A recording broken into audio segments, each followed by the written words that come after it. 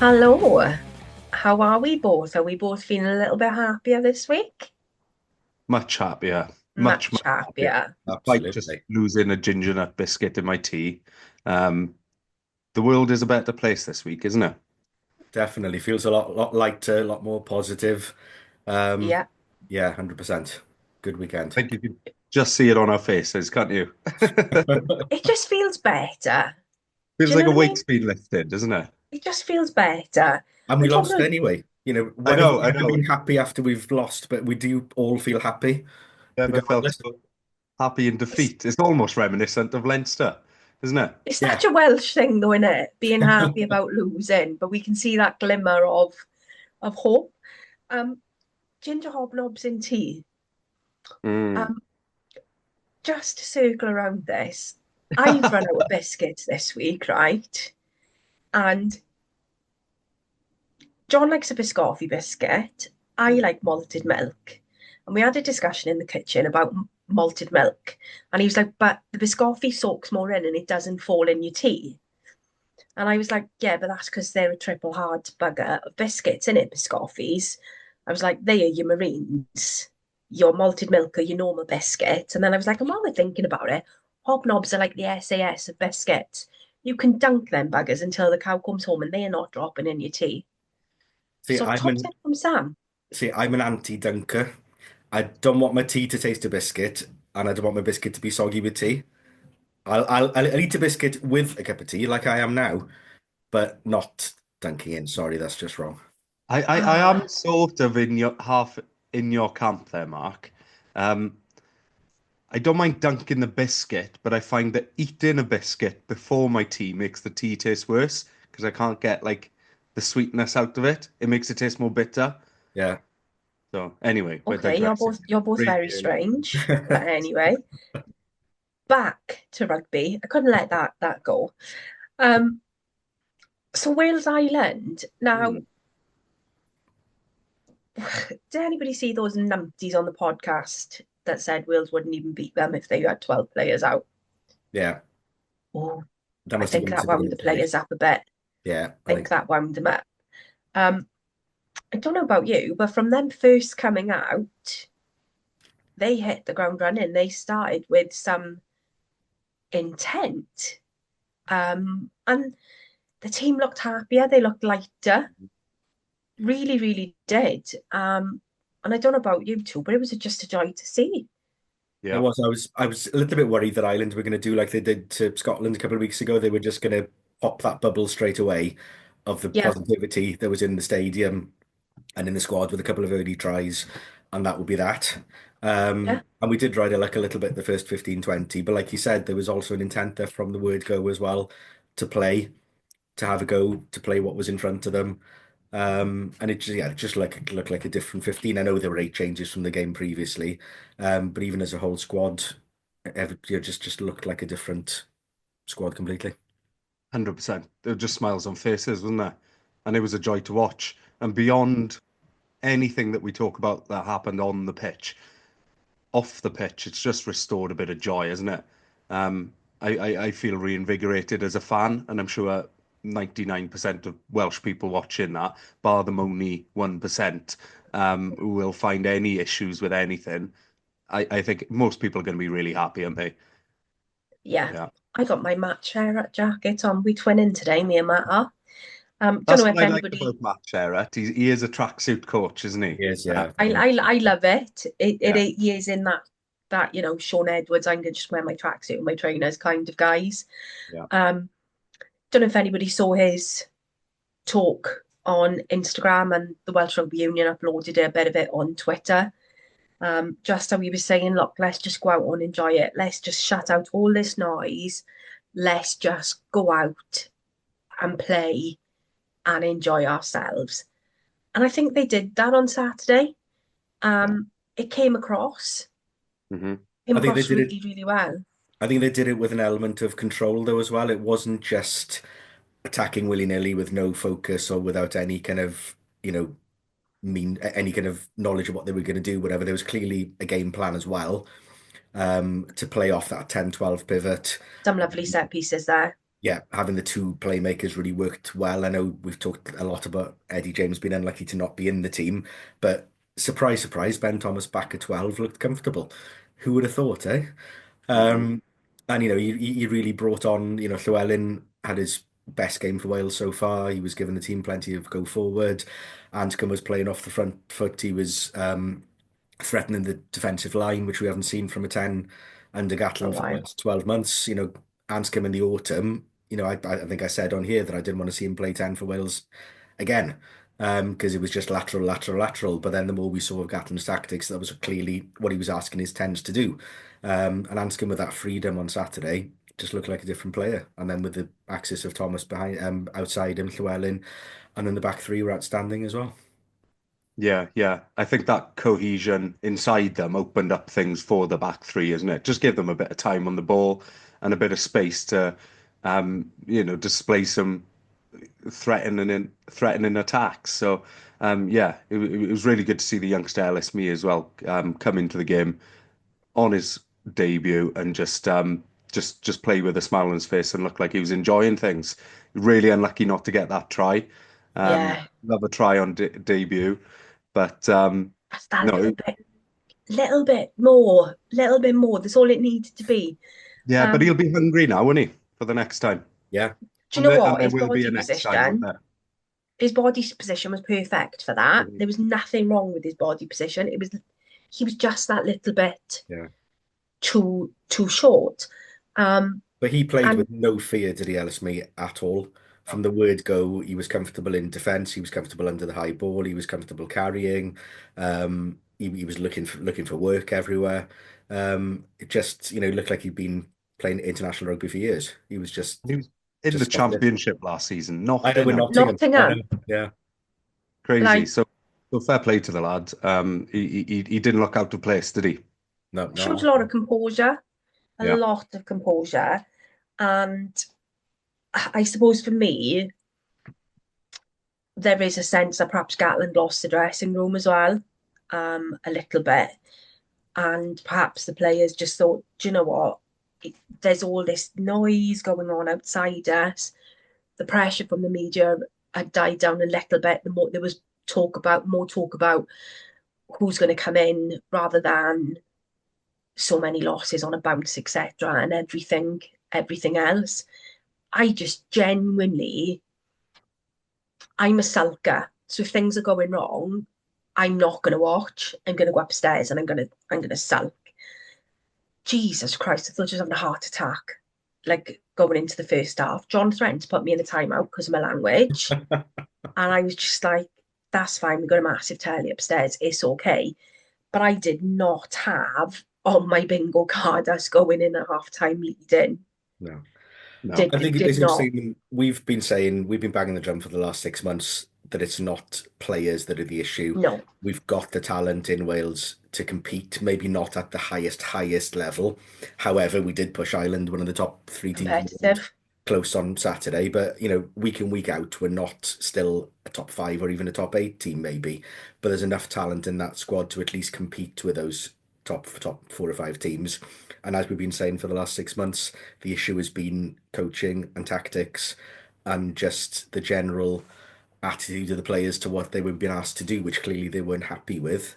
Yes, they're going to carry out the game plan because that's their Didn't job suit to them. do, but it didn't suit the players we had. And I know you can argue, okay, you've got a new coach bounce on Saturday. It was always going to be better. And the test now will be, I suppose, going forward, Scotland. how we perform against Scotland and England in the next two matches. Can they maintain that level of performance that we had Saturday? And I loved that they were prepared to keep ball in hand. They controlled that element of attacking game really, really well. They weren't afraid to work through the phrases, to move forward, to get to that touchline. There didn't seem to be an element of panic there, like I gotta kick this away to chase it, to get through the field position. They just ground it forward. Again, really well worked try by Jack. People are seeing what we can see in Ospreys, like week in, week out. People have started calling him Captain Fantastic, which I quite like. But again, it was lovely to hear him talking after the game as well and saying how nice it was to be back in the stadium, to have the crowd behind them, Mm. and that it's given them a heck of a lift because obviously it's the first home game of the Six Nations. Um, away to Scotland, but then you've got England on Super Saturday, which is the big one. Um, Again, how good was Will Griff-John on Saturday? Mm. It Yeah, was just very. funny, the reactions online, wasn't it? I think Night and day, wasn't it? Twitter was just like, where has this guy been for the last 3 years Since or whatever? 2021. Yeah, it's just kind of, yeah, I think he shocked everybody, didn't he?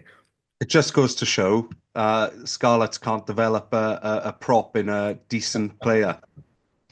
They No. can't nurture that out. But You have Adam to jump across Jones, the bridge to do that. Adam Jones, Yeah. our scrum to take apart Ireland, Will Griff-John took, and I'm probably going to get shit from this online again. Uh, He took Porter apart. He did take him apart. well, Porter actually got refed, didn't he? Which was the He difference. did, which was, this is what happens when you get pinged. So to see the impact that Adam Jones is obviously having on the scrum as well, because that's traditionally always somewhere where we've done quite well at Ospreys, really. But eight eight penalties from eight scrums. Mm. I think one of the stats that I was looking at was that they had more stats in the first half than they would expect in an entire game. I'm quite surprised nobody got sent off for that, mind. Well, I'm that's what I was surprised they going to didn't say. get a warning and didn't Said get he's, sent off. Yeah, he's ref. He could have been refed harder. he Yeah, could have done, yeah, true. Yeah. because normally you do like two or three, and it's like right next one, someone's going. Yeah. Yeah. But it was his first international, wasn't it? First Six Nations game, the ref, wasn't it? Yeah. And we've talked Yes. about the backs a lot, but the forwards gave the backs the platform to play. They really fronted up to that Ireland pack who have dismantled many packs over the years. We've been hearing over the last few months, Wales haven't got a big enough pack, they haven't got ball carriers, they haven't got this, that, and the other. But those players again showed that they're capable of doing that job and to set that platform for the backs to play. And Yeah. yeah, we took Ireland to the wire. Nobody was expecting that, and certainly in the forwards, we were expecting to be taken apart, and it didn't happen.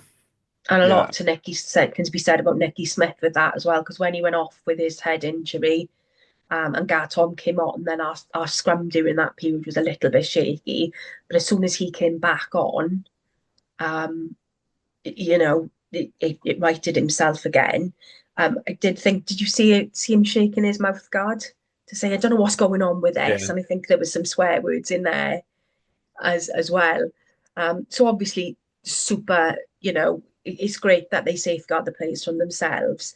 But again, you could see that difference of the scrum between him going off and coming back on. So, hashtag bring Nicky home. I'd love to see him back at the Ospreys. It was a proper shame when he went. But anybody else stand out for you guys? I think Will Rowlands had a better game, but he benefited from just having a more dominant pack around him. Players like Will Griff-John again were carrying hard and breaking the line and giving, exposing soft shoulders for players like Will Rowland, who I'd say has underperformed so far in this competition, to actually shine like we know he can. Um, I was somewhat surprised to see him back in the squad, but he certainly proved his worth against Ireland. Looked good, as did Dav Jenkins. Blair Murray, Faletau's a lot of just pressure. yeah, for Faletau's just outstanding, and he Oh, Tipperick. First classy He just player. looks like he could play forever, and he just everything he does on the pitch looks effortless. But he seems to be everywhere, right And place, that's right him time. not quite at 100% either, I which know. is Yeah, mind possible boggling. possible bolter for the Lions, maybe. I don't know. I wouldn't be surprised because His he's in fitness. I wouldn't be surprised. And how do you guys think that the Jack Tommy Revel thing worked? It That's a built good us better. question. Yeah. Yeah. Sorry, Go on, Matt. Rod. No, go on. You go, Rod. I mean, I didn't have something profound to say, really. I was going to ask the same myself because I was keen to hear your perspective. I thought maybe Raffle was quieter than he has been. Um, he's there with a very specific skill set, isn't he? Yeah, He's fantastic over the ball, and when he doesn't do that a lot, he doesn't bring a huge amount to the game for me. because he's not carrying. He puts in a fair amount of tackles, but that's not his USP. Um, Maybe it wasn't just the game for him to shine, but we didn't look submissive We in that tried position. it. So It didn't go badly wrong. We it didn't tried go it. badly wrong. Exactly. I think Sherratt just went for the best players that he thought fitted in Yeah. that back row, not necessarily in their best positions. Probably Yeah. the only call that he made really in that respect in terms of playing somebody slightly out of position, although Jack played six plenty. He just picked what he felt were the two best flankers that were Yeah. available to him. And that's Um, all you can do when you've got three yeah, training sessions to get prepared for a game, and you don't know half the players on your team sheet, and you don't know them on a personal or a professional level in terms of how they can perform. So you look at the stats, you speak to the coaches around you that know the boys a bit better, and I think that's one of the major things that Sherratt did, wasn't it? Was sort of relinquishing some of that Expand power out. England was holding and looked at the wise heads around him and said, "Who would you pick?" It's clearly what he did in the front row with Adam Jones. He said, "Who are your best two scrummaging props?" Because yeah. we just need to be dominant in that element of the game, and he's clearly done that elsewhere as well in the back three. Um, Almost consulted himself as to where to play Ben Thomas and how to arrange that back line. That So. pod system. I think part of it was just him going, well, yeah, exactly as you said, Mark. Who are the best players here to play in whatever position? Not thinking too much about combinations. And we've got the Ringrose red card to talk Mm, about. To me, that was a straight red. And this Like is looking at it, I don't think it yeah. needed a referral. And That this was is a why straight I'm not red. keen on that 20-minute red card because Wales, as they said in commentary, Wales didn't benefit from that at all because no. No, if they benefited in having one player more for 10 minutes really because it would have been a yellow card anyway. And then when that 20 minutes is over, you've got Bundyaki coming. Bandiaki coming on.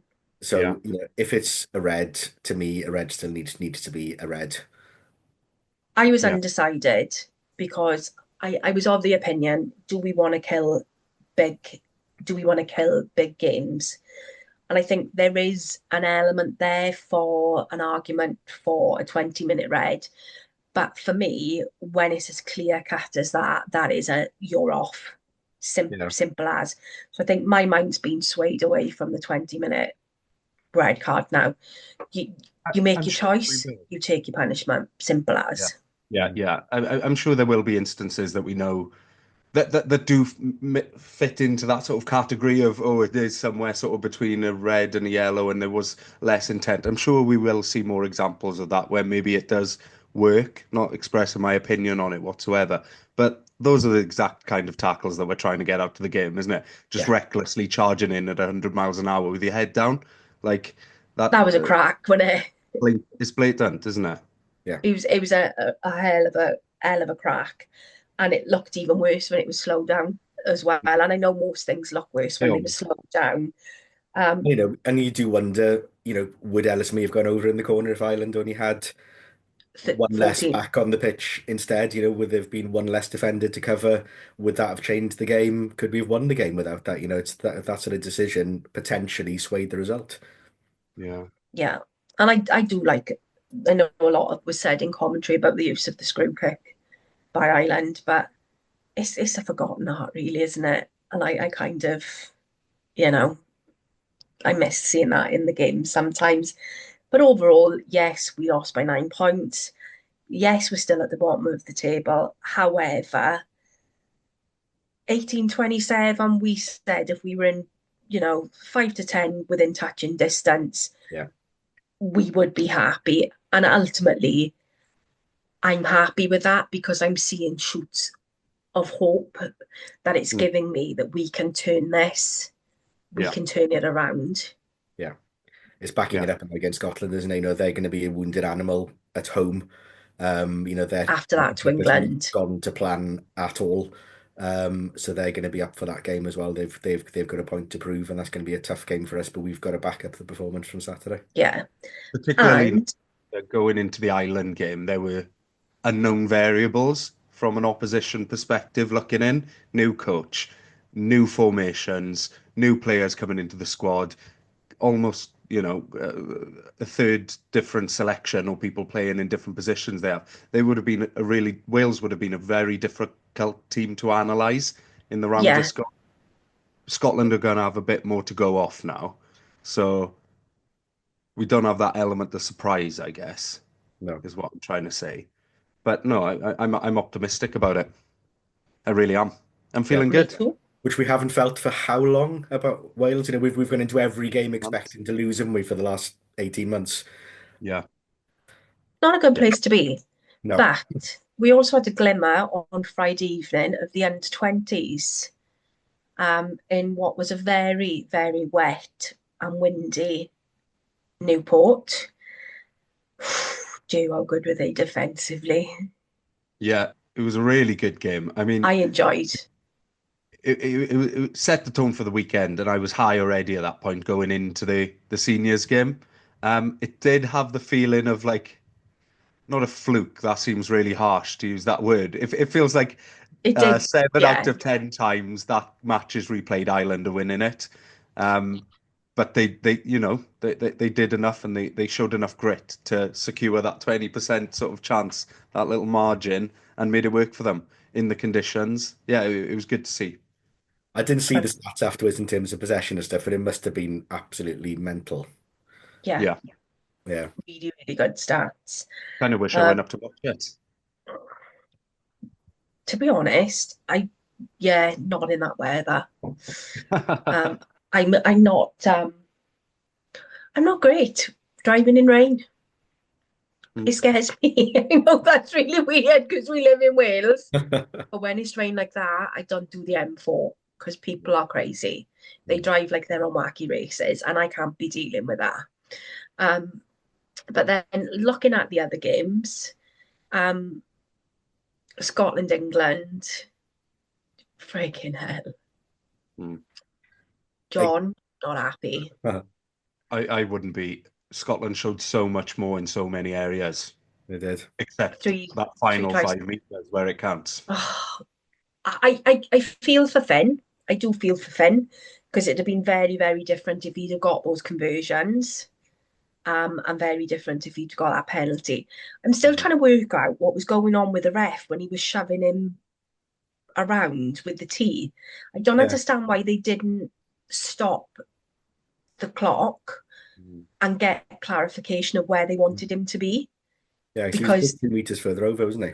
yeah, and I think you're under time pressure. You know you've already missed your kicks or in the afternoon.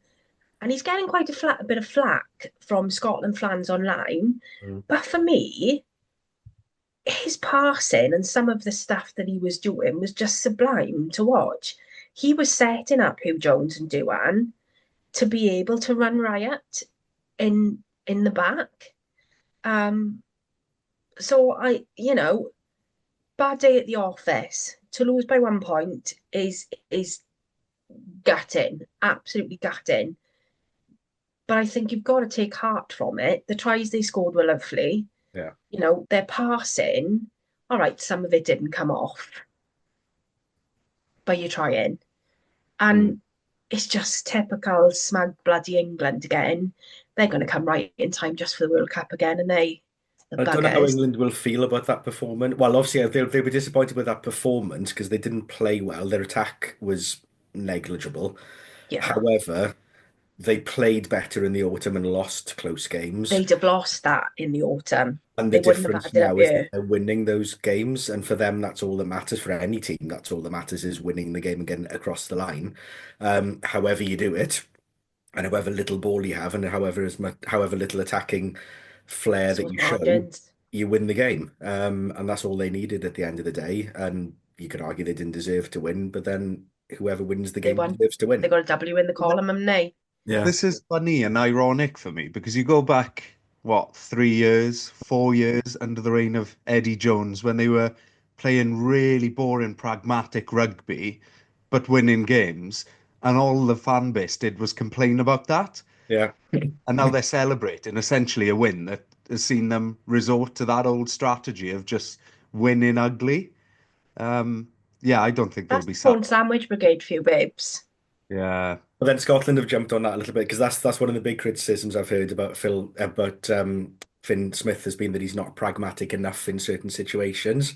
Mhm. Um, and it could be argued that maybe he needs to take a leaf out of England's book sometimes and play the territory, play the percentages, Play the take a, numbers, play the take a margins. drop goal here and there if he needs to, kick for the corner when he needs to. But it's always the Hollywood pass, the big moments. That's the kind of player he is, and you're not going to change that. But he's a youngster, isn't he? Do you know what I mean? And Yeah, he'll find his feet.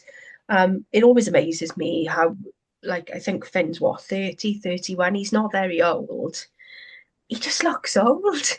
yeah. Um, and he's just, as John would say, he's a proper Ned. I don't know if either of you have seen the comedy still game about the old fellas I remember that. Yeah, in Glasgow.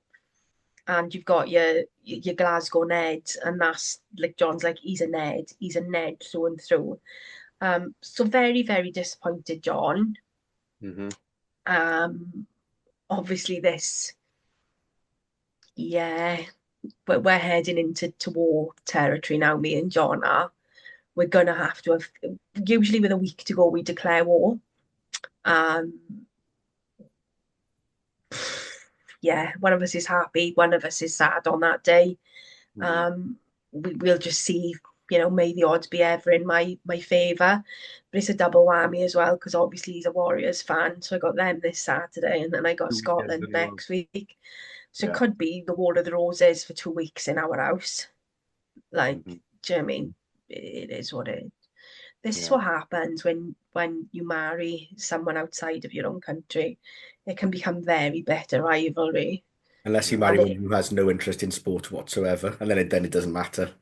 Yeah, That's me what and I him now got. will just be petty for the next 2 weeks, really petty.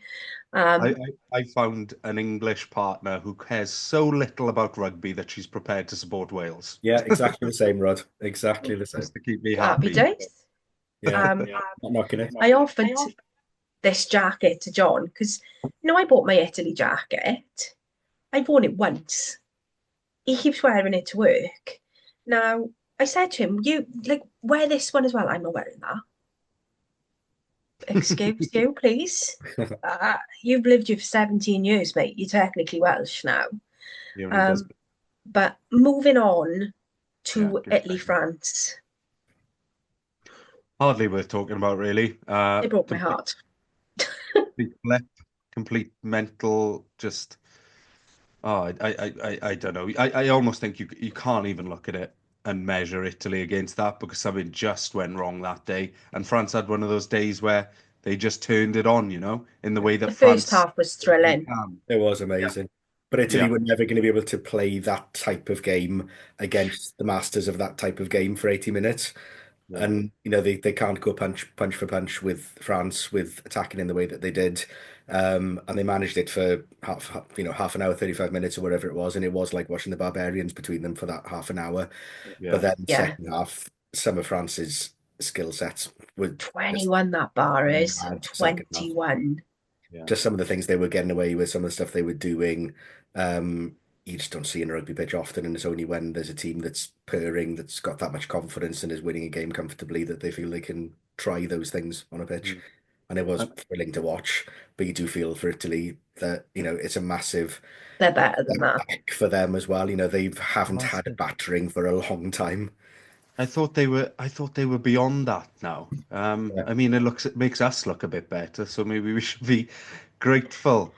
But what was striking about France was just, they've got a fullback, what's his name, Barre, Yeah. who 21. currently playing for. He looks older than that, doesn't he? But he's currently playing for. Christ, who's he playing for? Is it Racing? No, who's bottom of the Pro 14? Yeah, I know what you mean. I can't remember now. I can't remember who it is off the top of my head, but he's playing for the bottom team in He's in, not in going to be there long, is he? No, no, his stocks have gone up, haven't they? Yeah, look very impressive. And it is like they've got a lot of youngsters coming through the French team.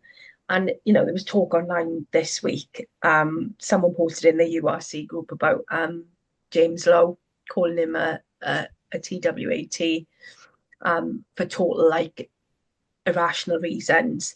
And then it started to think about rugby players who you know it's totally irrational to dislike, but you dislike them anyway. Yeah. And the number of times that Anton Dupont was mentioned in that list. And you can't say it's anything other than, and I count myself in this camp, pure jealousy. Yeah. Like, I dislike him because he's not Welsh.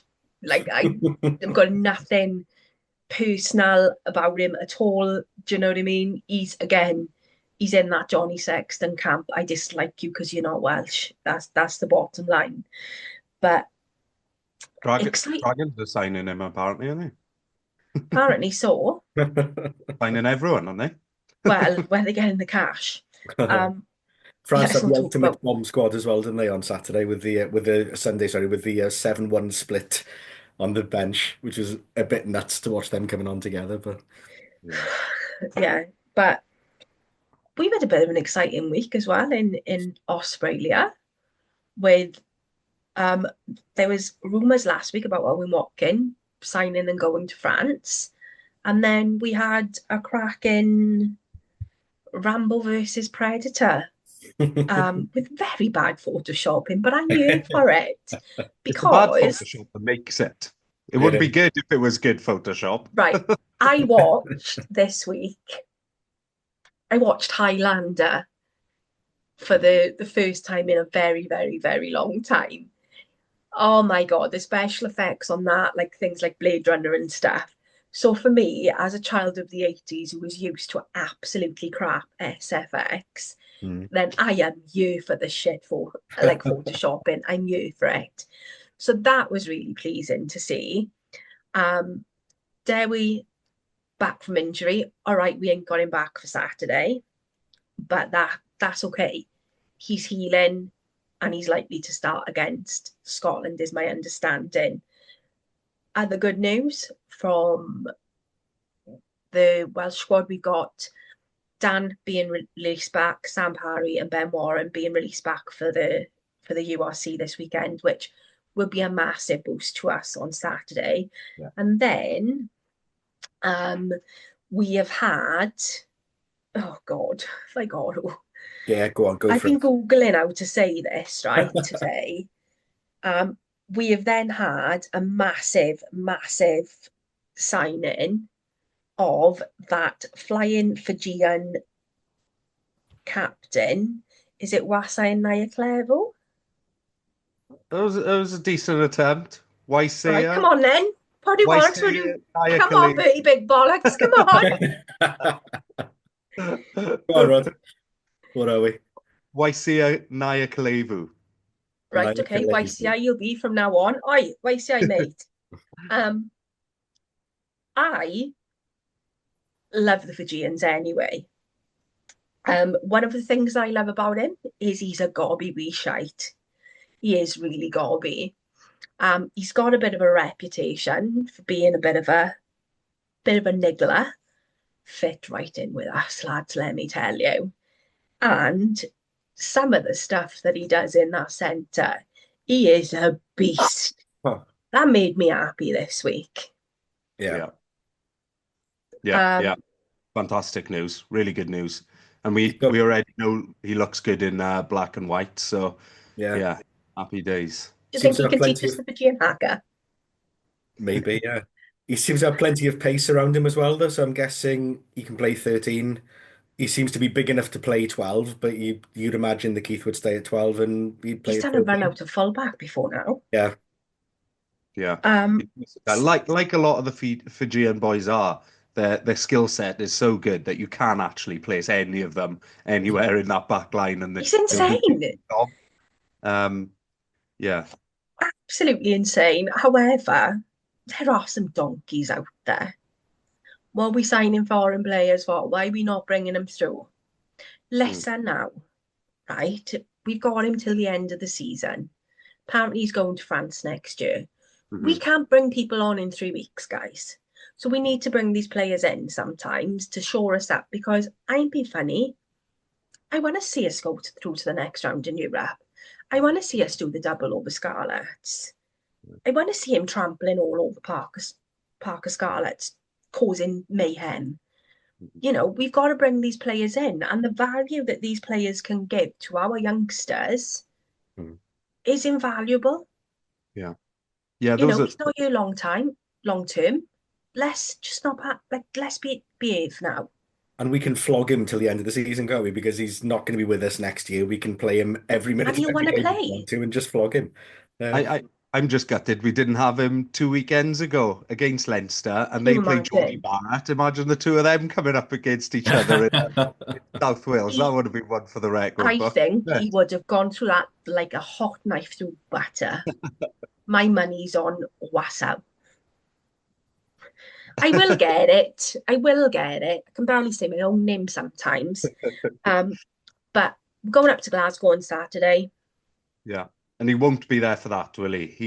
He's going to he's not be there for that. in He is the, training. the He is I've seen corner training, team. isn't he? pictures. Yeah. Yeah. Yeah. Seen pictures of him training, Mhm. and he already looks like he's settling right in. There's a really good one of him having a chat with one of the youngsters as well, and it looks like they're in a really earnest conversation. So it does look as though they're, you know, taking that element on of mentoring them the youngsters through. So going up to Glasgow, Before we move on, why has he only played 21 minutes for Sale so far this year? What's I the was going to story ask behind exactly the that? same. That Yeah. is the legitimate concern that I Yeah. have seen flagged. Has he been injury prone? Has he been coming back from I something? don't think Has he just so. not been selected? Don't know. I was thinking exactly the same, Rod, but I don't know is the answer. Do you know Yeah. what though? I'm Okay. happy to suck it and find out. Yeah. Yeah. Yeah. Do you know what I mean? I'll give it like I'll give it an absolute whirl. So Hmm. it'll be great to see him at the Liberty or the Swansea.com as it is now. Going up to Glasgow, what are we thinking? I haven't seen any Glasgow team news about who's been released back, if anyone. However, looking at the performance they put in against the Dragons a couple of weeks back, they looked pretty good. Hmm. But I ain't writing us off. No, not And many to be teams fair, know. everybody looks good against the Dragons, don't Oh, they? don't get us into a beef with the Dragons there, lads. No, come on. In the Yeah, I nicest mean possible way. But that is one to watch this weekend is Dragon Zebra. That should be an yeah. interesting one for the general rugby fan. But no, not many teams go up to Glasgow and win these days. Not like maybe they would have a few years in the past. So it's going to be no easy feat, is it? It's going to be entirely dependent on how many players they get released by Scotland, because obviously they make up the majority of that Scottish team. Um, but you know, we've been on a bit of a roll the last few weeks. We've only had one loss under Mark Jones, and that was by 3 points to Leinster. So who says we can't go and do a job up there? Yeah, I think it's a bit like what we said before Leinster, really. We've got nothing to fear going there. Yes, they're Hmm. the next best team after Leinster, but they are more fallible than Leinster. We pushed Leinster close. Yes, we were at home. Um, but we don't need to go there with any fear. We're one of the form teams currently. So again, I can see it being a really close game that could go either way potentially. And at the end of the day, we might benefit here from having so few Ospreys selected in that Welsh Yeah. squad. We know we're not going to have Jack. We know we're not going to have Dewi, even though, he's He only could coming probably do back with from game injury time. now. But we should be at near full strength, bar injuries, obviously. Yeah. So yeah, yeah, the odds may be somewhat in our favour. I think me and John are probably going to fall out again. You know, I love him, right? But God, it's hard sometimes when you like both support different URC teams. It's this hard. Especially when one's second and one's 13th. All right, you just dig that knife in even further. Didn't expect you to put the knife in my back. Um, But it swings and roundabouts, Sam. do you know what though, right? You love your He's time in the probably sun. gonna be sat there in his Glasgow shirt. I am gonna be sat there in my Osprey shirt. We're probably gonna be glaring. And this is him handing me some painkillers for my dodgy neck. You have your he probably have his Glasgow, ball bags, underpants on. He's even got Scotland underpants. You know, like we got oddballs in Wales. Yeah. Scotland have got a company called Ball Bags. And he's got various Scottish and Glasgow Warriors underwear, which, the boy's Is crazy. Welsh? Is that a revelation that I'm just learning about? Oddballs. Yeah. Oddballs, yeah, they started in Wales, That's babes. yeah. Oh, did he? Didn't know that. Yeah, yeah. There we Oh, go. Again, look, I'm educating you. again, like last week, if Oddballs would like to sponsor the podcast or send us some freebies, Happy you're days. welcome to. Yeah. Yeah. Maybe we say it a few more times. Oddballs, oddballs, oddballs. Sponsor me if you'd like to sponsor a 47-year-old woman child. But I think we can go there. I think we can do a number. I think we might surprise them and we might surprise us, if I'm being honest. But as long as we go and we do ourselves proud, if we can aim for a bonus point, that would be amazeballs. Or two. But again, I think largely where we are at the moment, we we are 13th in the table. We can only hope to go up from there. Rod, you mentioned Dragons, Zebra as one of the ones to watch, where it's a power struggle at the bottom of the table. Anybody else got any recommendations for people to watch this weekend of things that they think will be a good game? I haven't actually looked at the fixtures at all. Sorry, this week. Oh, I think I Cardiff are playing Leinster away, aren't they? Scarlett are playing Connor. Cardiff, I think. Yeah. I can tell you now. I'll have a look on the app and see what it says. But no, Zebra going for the third win in a row ever in their history. They've only ever won two on a trot before, which is an incredible stat. So we got Munster, Edinburgh, and Zebra thinking, Dragons on Friday evening. Then Saturday we've got the Lions against the Sharks, the Bulls versus the Stormers, Leinster v Cardiff, Ulster and Scarlett, Connacht and Benetton, and then us and Glasgow. So what games they're really going to impact our standing in this table, because we're doing that annoying thing now, weekend to weekend, where we get a bit of a result, we jump way up the list because it's so tight, and then the other games play out and we drop back down again. So what needs to go our way this weekend? Scott, do us a favour by knocking Ulster out the way, I suppose. Yeah. Munster. It's hard, isn't it, when you've got to root for Scarlets to help you out? Oh, God. Munster beating Edinburgh would be handy. Uh-huh. Connacht probably to beat Benetton, maybe. Yeah, I think there's going to be a lot of jockeying for position over the next couple of weeks. Just got to concentrate on ourselves, haven't we? And just try to get let's not worry about anybody else. Let those cards fall where they fall. I think again with the change of coach, wherever we end up this season, it's a builder season for us going into next year. I think we can see shoots of what good is going to come, and we can see that there's positive things happening. So, St Helens, Big Bang next year, let's get that season off, new home for us, let's start it off. Whatever we do this season, we'll be happy, we'll be grateful. But I think for us, bed in the good things now and then move on to next season. Which is what Scarlett did last year, wasn't it? Really? Yeah. Sorry to interrupt you, Sam.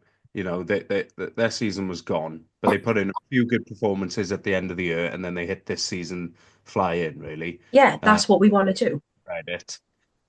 So yeah. The season's not a write-off by any means. We've just got to go out and pursue every game.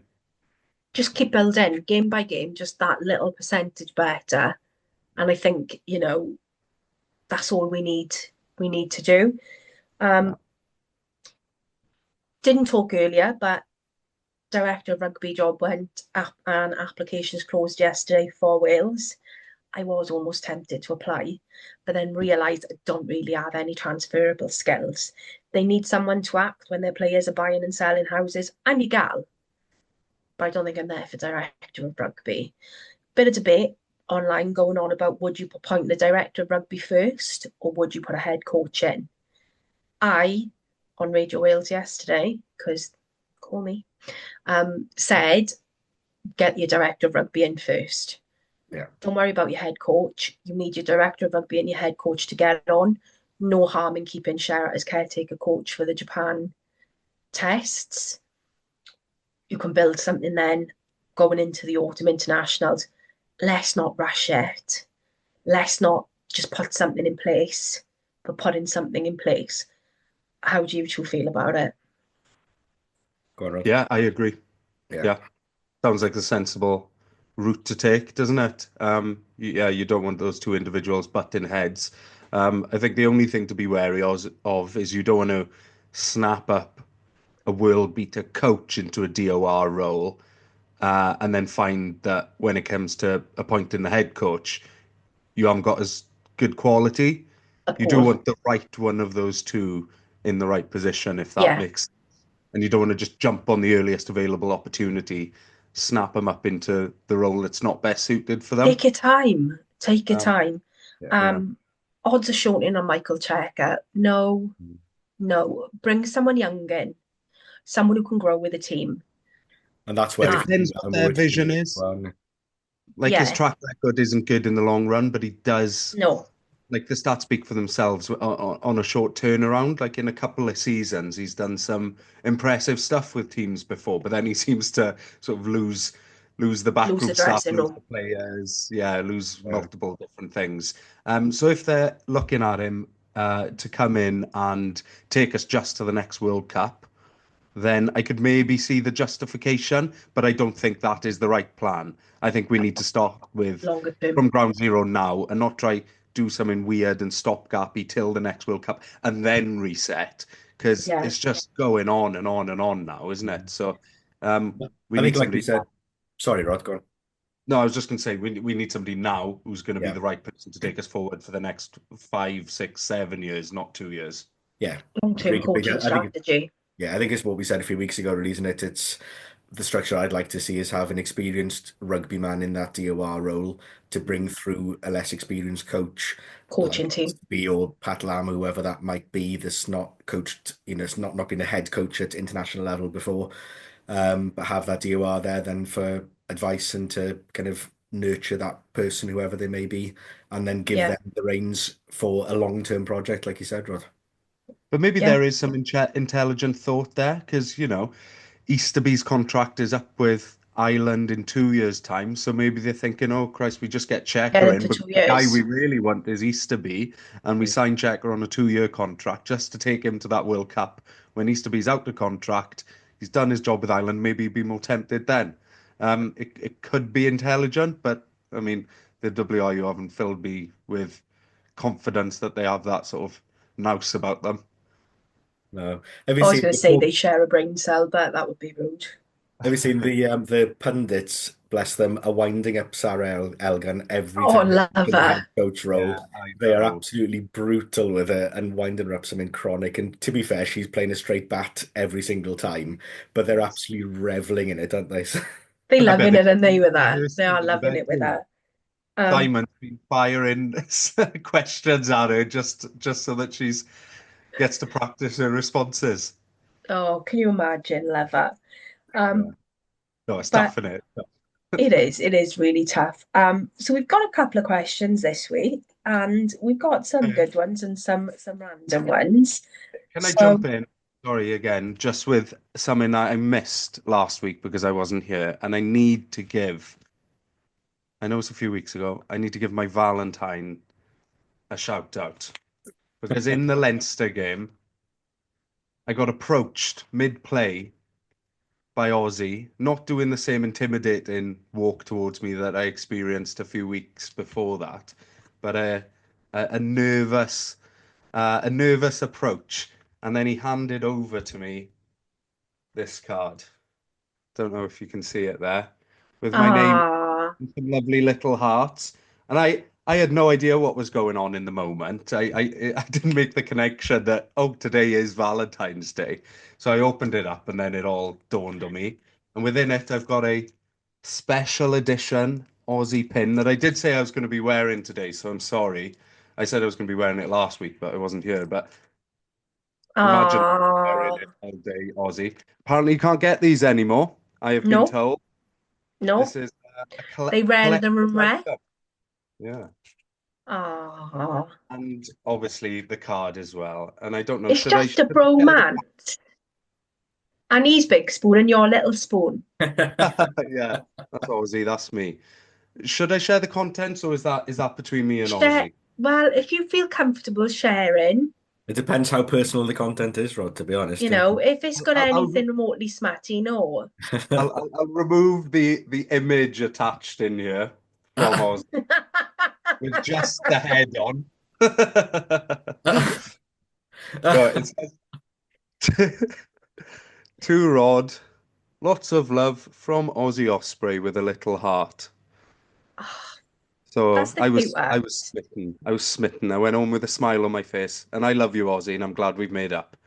Can we Ah, start a little Patreon maybe to see the extra content? yeah. Extra footage available on our Patreon. Between me What's and Amy Aussie. reckon about, She's immensely jealous, and she's banned me from attending a game for the rest of the season. happy days? I don't blame her, you know. But very nice handwriting for Big Bird. Very Yeah. nice handwriting for Big Bird. Also need to give an honourable mention to our Ospreys and their winning ways over the weekend, beating Cardiff and under 18s Number 18, yeah. in a competition on Saturday in Cardiff Arms Park and lifting a trophy. Well done, lads. There's some good talent coming through. Been keeping an eye on the under 16s because, depressingly enough, someone I went to school with, their young lad plays for the under 16 scenes and is a really cracking player. So we are seeing some really nice youngsters coming Mhm. through who will hopefully benefit now from whatever this new player pathway thing is that's being banned out and discussed. Lance has mentioned on Twitter that there's really good negotiations going on at the moment with some solid discussions around the table about what's going to be the plan moving forward. So, I think for the regions, we've got to trust in our CEOs to do the best for us and our regions. And hopefully, I don't want to do a Nigel Walker, but hold some feet to the calls to get a deal that's good for everyone. Um, because we don't want to be cutting our player pool. We don't want to be in a position where we are at this point in time in another 20 years time. So keep the good work up, lads. And if you do get the chance to go and watch these youngsters play, please do, because it is nice to see such talent coming through. Um, but questions wise, we've had a couple this week, which we possibly talked around. My mate Andrew, after the performance on the weekend, what looks good for Wales over the next two games?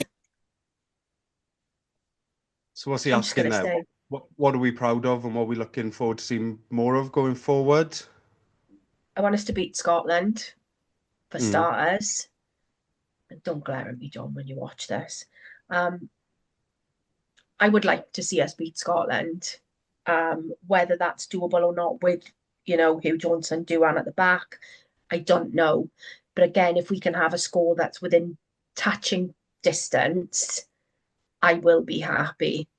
Um, England, you're playing England at home in the Principality. I'm not putting anything off the table with that. But again, go out, play, be brave, be energetic, have that confidence in yourself, try things. I'm not going to be mad if they lose. To be within a try of them. You I know, think, I think what's exciting is that what Sherratt was able to do with him in 3 training sessions, he's now got a fortnight to develop that further. And I think that's what I'm looking for, is how can And he then then another week, move things yeah. forward in another fortnight before that Scotland game to develop his style of play and to ingrain how he wants the squad to respond in certain situations or whatever, with that So more time to work with him. how's that working for him now then? Is he going back to Cardiff this week and training the boys, or is he just with Wales now for 2 weeks solid until the next game? I think he's just with Wales now, isn't he? I think he was Just with with Wales, I Cardiff for that think. Connacht game, and then he's staying with Wales. Is my understanding. Let's Please get in touch if I'm completely wrong on that one, but that's my let's face it understanding though, they can get him on the phone. I can't see him not going or nipping if he needs to. No, And next he's go, got quite innit? a lot of the Cardiff players with him anyway. So, Hmm. and that's Yeah. not me having a dig. That's facts. Um, But while but that's good, yeah, I almost think, Sam, that England game is more winnable than the Scotland game in a sense, with the home advantage and the roof closed, and Wales fans probably now flocking to try pick up any spare tickets for that fixture. And maybe they were saying to themselves, "Oh, I don't fancy seeing anything this Six Nations." I think I think that game could almost be winnable. Scotland are going to bounce back after their defeat to England. They're going to be raring they're to going to go be and hurt. correcting the mistakes. And, they were so close on so many occasions to getting a few more tries on the board that a few tweaks, they'd be playing a lot better and scoring a lot more points. I think that was sort of England, not at their best because it wasn't a great performance, but, that's England as their true selves on the Yeah. Yeah, weekend, what they revert to when they're under pressure and they're stressed. And if the way that Matt Sherratt got this team to play against Ireland, um, that it's more comparable to how Scotland play, isn't it? Very attack focused and spreading and trying to get around corners. We could have the same effect on England. get Michael Sheen in to do a team talk. Hmm. Or Nessa from Gavin and Stacey. I did see a meme this week though that had me laughing where they had Dave Coaches down as a prospect for coaching Wales, and that tickled me. He's already, what did you say? He's already got experience in coaching in South Wales, which just tickled me. I just thought that was really good. That's funny. Um, I'd have Scott Quinnell though, doing his can School you of Hard Knocks imagine? type Yeah. stuff. Can you imagine? Um, and I know for a fact John will make me watch Braveheart next Friday before the game. Um, but yeah, just go out and play. Let's not worry about like whatever. Just do ourselves proud. Try things. Just give it a whirl. Nobody's going to be mad at you for that. Like, and if they are, they're bonkers. You know, I just don't want to see any recession back to how it was. I don't want Ireland to have been a fluke. no, Yeah. keep building. And then we've got a question from Dav Hatley. Favorite overseas player and why? Dav's favorite is Tommy Bowe, as when he played for Ospreys and Ireland, he was in his prime. Agreed. Um, for me, I know I love Justin Marshall, but Tia Tia and Jerry Collins are also up there for me as well as bringing a lot, such a lot to the squads. Mhm. I would find it hard to narrow down between those three because they all brought so much. And again, I'm showing my age with those really. Yeah, Collins would have been my choice as well. The fact that he came as an established All Black to us, and how he performed for those 2 seasons, and not just how he was on the pitch, but how he engaged with everybody off the He was field. amazing. A Such a part of nice fella. he was just a part of the team, wasn't he? Despite the Yeah, fact that he had however many dozens of All Blacks caps by the time he came to us. I'm going to be really boring and say Jerry Collins as well. And I'm not just copying you, but no, I mean, for the reasons that you said, I don't think I need to give any more explanation than that. I think Um, Adam Jones was talking on the Scrum 5 special last week about him, saying that he'd gone out somewhere to watch the rugby and he was in a local rugby club and they didn't have a telly for him to watch the rugby. So he went out and bought him tellies and left them there when he left. Like, that is just, that's such a New Zealander thing to do. Um, what, I what about love, what about current overseas players? Well, Boshoff is fast becoming a favourite for me. He's Excited. really Yeah. growing into this team now, and he's grown into a leader, I think, in this team as well. So I think if we can tie him down long term, I think that would be a real boost for us. Yeah. Postman Dan, Sam is his biggest number one fan. Yeah, Postman Dan for me through the current lot. Um, Mm. I'm really sorry. I gave someone nightmares last week. All they had, it was Raina on Twitter. I'm really sorry, babes. You weren't well, you weren't sleeping, and all you had was me doing the Ruben Morgan Williams to Seven Nation Army in your head. I'm really sorry. DM me and I'll send you a present. So I'm really sorry. Um, we leave James Reese's questions because, quite frankly, we leave them to last because they're nonsense ones. And then we've got Stephen Morse. Thoughts on developing the under 20s and an A team with the national squad, hashtag fluid development. We've said time and time again, Yeah. it's a no-brainer for us. You need to have your age structure, you need to have your under 20s, you need to have your A team. So you've got that pathway, or Mm. the A team to bridge a gap between your under 20s and your senior squad.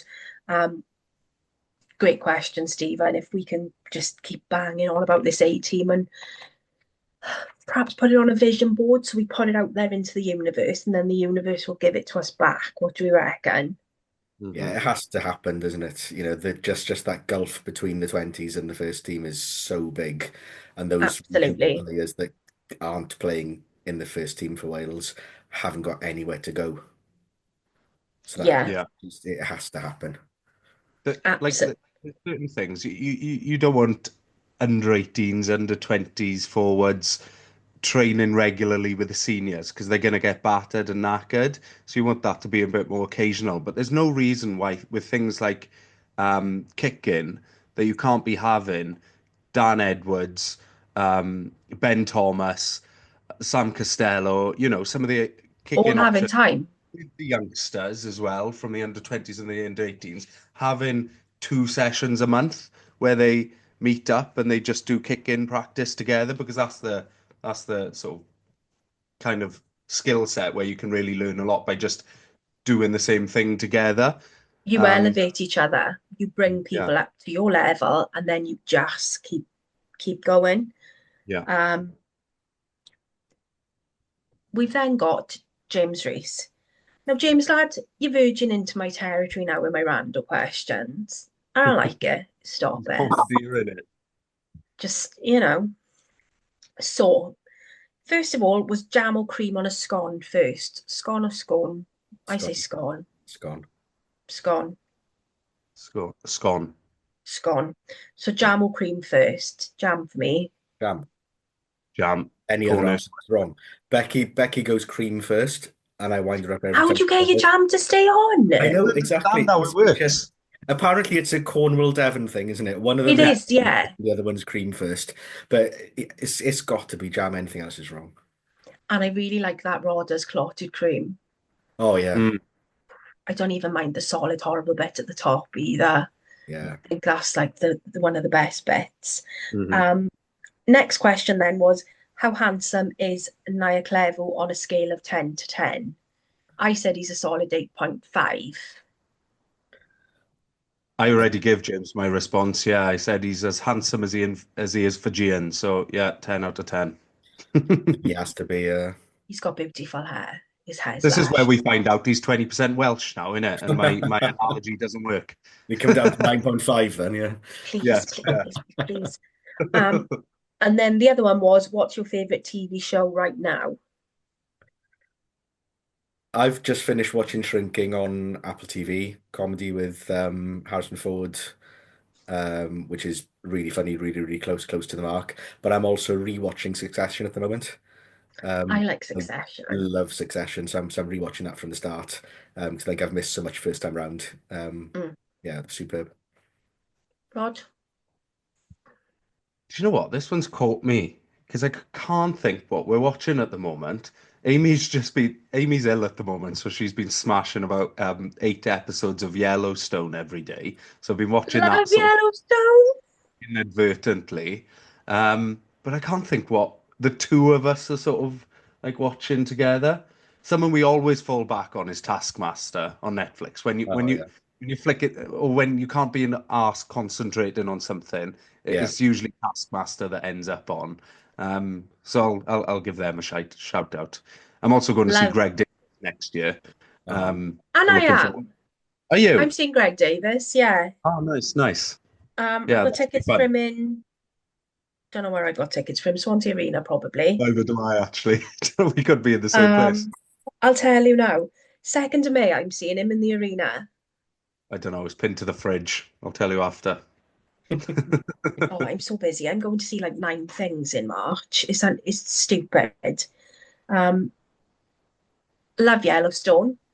Beth Dutton is my spirit animal. If you haven't seen Yellowstone, yeah. she is. Oh, she's amazing. She's kick-ass. I like all the Tyler Sheridan stuff. So I like Landman. I like Tulsa King with Sylvester Stallone. Just finished watching The Night Agent. Really, really, really, really good. Really enjoying that. But something I've discovered this week is The Detectorists with Mackenzie, what's his face, and Toby Thingy, the comedy program. Really gentle, but quite nice. And I've really enjoyed Am I Being Unreasonable lately. The one with Daisy May Cooper, where she's a really bad parent. So that's my TV things. But going on to my rando of the week. Don't know if you've both been on TikTok the last couple of weeks, but Kelly Clarkson covered Your Love by the Outsiders, and her version is absolutely banging, better than the original. And I've also been watching The Piano Room on Radio 2. Um, I'm not a big fan of covers, if I'm being honest. It's really got to blow my socks off for me to love it. So I loved her doing the Your Love. I very much liked Youngblood's version of I Was Made for Loving You by Mm, Kith, his cover. Really, yeah. really good. I love the original, but I absolutely loved that cover. Love Jealous Guy by Roxy Music, the John Lennon cover. And then the other one was Running Up That Hill by the band that begins with P, whoever they are. Um, and those are kind of the covers that I kind of like. But other than that, I'm not a fan. So, oh, Coldplay covered Sunshine on Leith by the Proclaimers on the Piano Room. Chris Martin needs his hands chopped off. It was awful, really bad. There's some been like really bad covers. So, what is a good cover song for you? I love the original deeply, but there have been two really good covers, more than two really good covers. There's probably actually three that I really like. There's a cover by Ozzy Osbourne, one by Green Day, and one by Marilyn Manson that's really good, of John Lennon's Working Class Hero. Those are regular listens for me and have been for years and years. The lyrics are just fantastic. If you want to get sort of quietly psyched up for something, particularly if you're, I don't know, shaking your fist at the man, it's really motivating stuff. And yeah, Green Day and Ozzy Osbourne's covers in particular, Working Class Hero, are like phenomenal. Really, really good. They just like work. It sounds like it could have been their song. Suits their. That's what it's got to be for me. They've got to bring something new to the table that I've not heard from before. For me, Yeah. that's where it's got to work. Hmm. Yeah. I love Prince. That's the first live show that I went to was Prince in Wembley Arena when I was about 15. Hmm. So I'm gonna go for Sinead O'Connor's version of Nothing Compares to You, Oh, good song. which first recorded by Prince. Sinead O'Connor's voice suits the song really, really well. So that's a really good version of that song. So it's a Yeah, cracking song, one of the best songwriters, performed by one of the best voices of that era as well. yeah. I just think we've fallen. I think I'm not a snob over music by any means, shapes, or form. Like my music taste is really varied, and John would probably say quite dodgy. But I think covers for me got ruined by the whole X Factor kind of thing because it it kind of took everything and made it like jukebox poppy then. And sometimes you're covering stuff that doesn't warrant that kind of dumbing down. Talking of Prince, it was the Spanish girl who did Purple Rain. Her version of Purple Rain on X Factor was absolutely insane. Ruth What's Her Face. She sang that the hell out of it. But I'm not an overt fan of covers, if I'm being No. like honest. Don't I, take I, it. I grew up listening to the Punk Goes Pop albums, and there was loads of them, loads of them. Like they'd do one a year where they'd take a load of the most popular music songs and they'd get all kinds of different bands from like metally bands to um, punky pop bands and just cover all those songs. And so many of them were like hit or miss, really. I'd probably say like 70% of each album were just hard to listen to, but there were some gems in there, and they've stuck with me through the years. Have you heard of Punk Rock Factory? No. They are amazing. I would go and see those. Oh They co- yes, I have. they I came cover the across them Disney recently. songs Yes, yes, and they do like heavy metal and punk versions of like Disney songs. yes. They're quite like performative, aren't they? Yeah, and their sort of like version of Frozen is just like Let It Go is just epic, and they do all like different kids theme tunes. Now I can get on board with that because you're doing something different with it, and you're playing with it, and you're not taking yourself too seriously. But yeah, cover songs. Sam's not a fan. One that's just Mhm. come to mind with me actually as well. Um, there's a cover of a song called Doomsday by Architects, which is like Right. really, really heavy, which is Love done that by, song. by a sort of a chamber or by a chamber choir. And Oh this yeah. choir does like heavy metal songs, but in a Yes. choral form, and it's really beautiful. Yes. But for such a really sort of aggressive song or whatever to sound like that is yes, as you say, it's doing something different with a genre which is Yeah. completely the opposite of how it's been performed. The Architects actually released that song in two versions Yeah, originally anyway. They did like a full metal version and then they did like a really scaled back one with that's just it. Yeah, a delicate voice sort of piercing through almost silence in it was just parts. after the one of the founder members passed away, wasn't it? Ah, was it that was it? that album was released just after he passed away, so it was kind of Yeah, poignant. they were a band I listened to lots growing up. Just remember Johnny Cash's version of Hurt. Oh, yeah, cracking. Banging. Yeah. Absolutely banging. Got a bit of a thing about Woman. Johnny Cash anyway. I like Yeah. country music. But I didn't even like Whitney's cover of I Will Always Love You, and I know it was massive, but I do prefer the original country Hmm. version.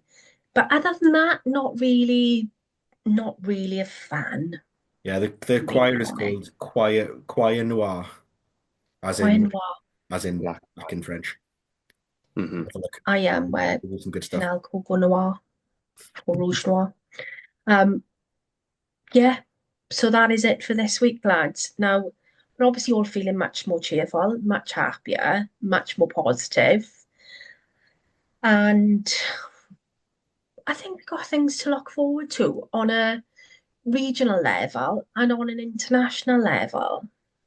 Hmm. I'm sure if somebody went back to listen to our first few podcasts back in October time, where the Ospreys were having a bad time, Wales were continuing their losing run in the autumn games, I'm sure that the whole tone of our podcast has probably changed quite dramatically since I then. should imagine so. Yeah. Guys, we're on episode 23. Mad. Yeah. Two more to go, and we're on episode 25. Have to have an anniversary special, won't we, of some description? We're a Yeah. quarter way through before we got to get our tattoos. Mm.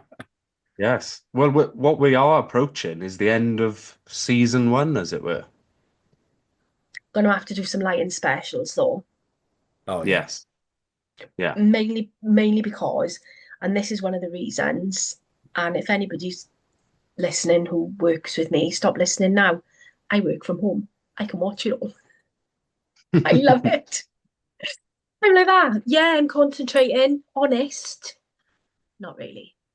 But no, But we'll definitely have to meet up and do our selections. yeah, That's something on the definitely. We're cards. going to have to do test specials anyway. Yeah. 100%. Because, my friend Neil is out in Australia, so we'll have a man on the ground. Yeah, it's not like we're not going to watch all the games anyway, is it? So Going to be living my best life. But yeah, this is episode 23. As usual, Rod will have all our socials and everything up on our banner. Keep following. Rod's going to keep doing his stats. Mark's going to keep doing his URC roundups. I'm going to keep on being random. And we love having you all on this little journey with us. So we hope you've enjoyed this week's episode. Hope you've enjoyed how positive it's been. And John Bibbs, this is war. Have a good week, everyone. Love you, Aussie.